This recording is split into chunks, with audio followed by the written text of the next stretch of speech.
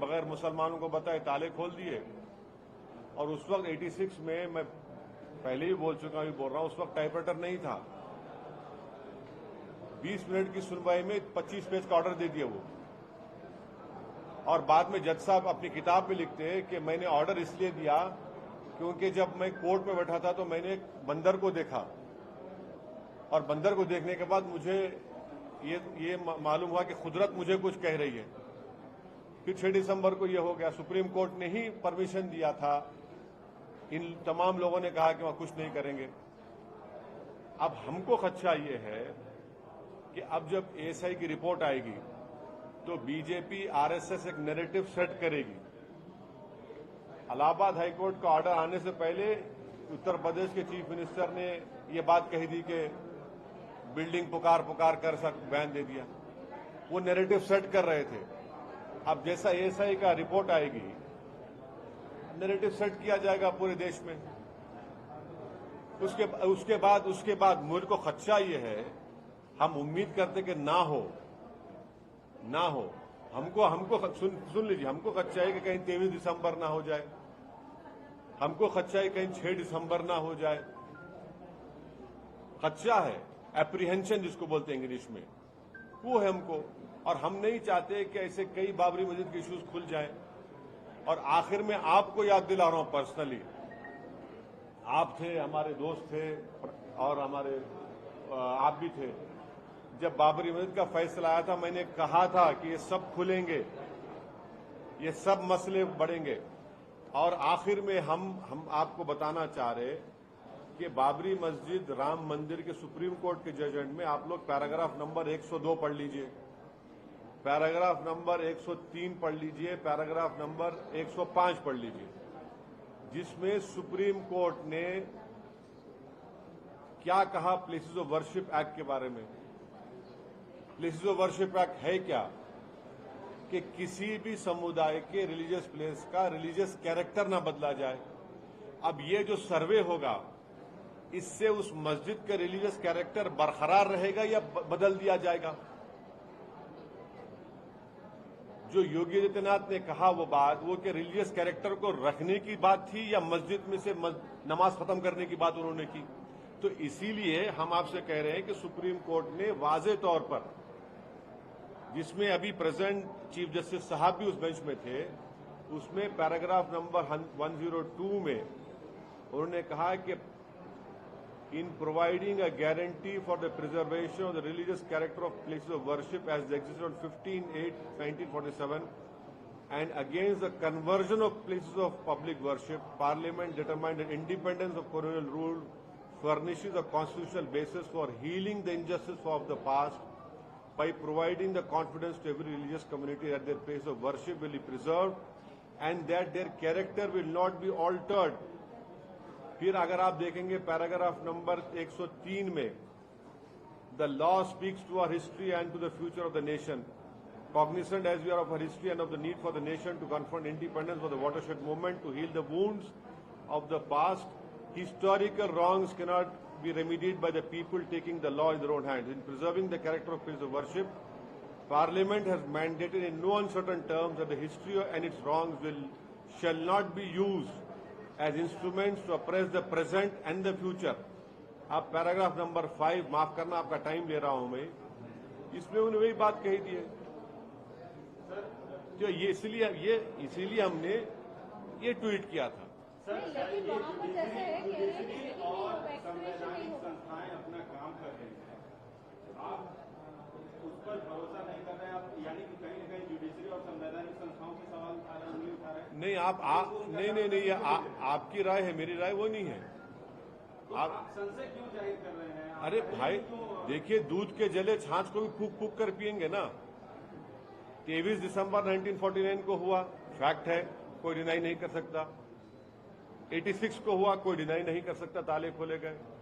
6 दिसंबर 1992 हुआ, जिसको supreme court ने कह दिया, उसको एग्रीग्रियस कहा, उन्होंने अंग्रेजी का वर्ड इस्तेमाल किया, डेमोलिशन को एग्रीग्रियस का सुप्रीम कोर्ट ने। इसीलिए तो मैं कह रहा हूं कि हमको खदशा है कि भाई नैरेटिव सेट करके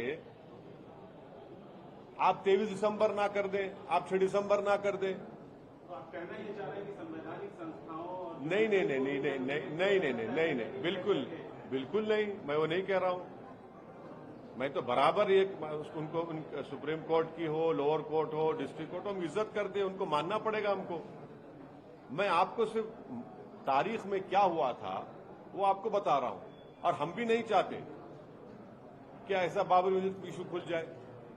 हमको अब तकलीफ इस बात की है कि मुख्यमंत्री है, आप किसी की तरफदारी क्यों कर रहे हैं? नहीं, आप मुख्यमंत्री है ना, आप मुख्यमंत्री हैं, आप कैसा किसी की तरफदारी करेंगे? और ऑर्डर आने से पहले आपने अपना उस पर इजहार ख्याल कर दिया। जो उसमें साक्ष्य मिले हैं उनका हवाला अरे वो अभी देखिए वो क्या मिले हैं नहीं मिले, कानून तो है ना 91 का। अच्छा, और एक बात मैं आपको बता रहा हूं कि काशी विश्वनाथ का 1983 का एक्ट है, आप तो यूपी के हैं।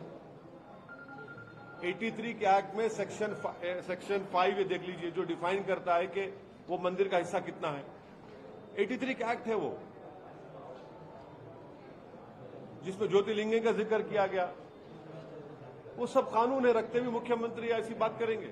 जुडिशरी अगर मतलब फैसला दूसरे पक्ष के हक में अगर देती है, क्या देती है? अगर नहीं, क्या देगी? एएसआई के रिपोर्ट के आधार हाँ। पर देते तो फिर आप वही बोलेंगे एक्स जस्टिस का जो उन्होंने सुप्रीम कोर्ट के फैसले पे जो कमेंट किया था, फिर वही दोहराएंगे आप? नहीं, अरे भाई, सुप्रीम कोर्ट के चीफ जस्टिस थे जस्टिस जेएस वर्मा।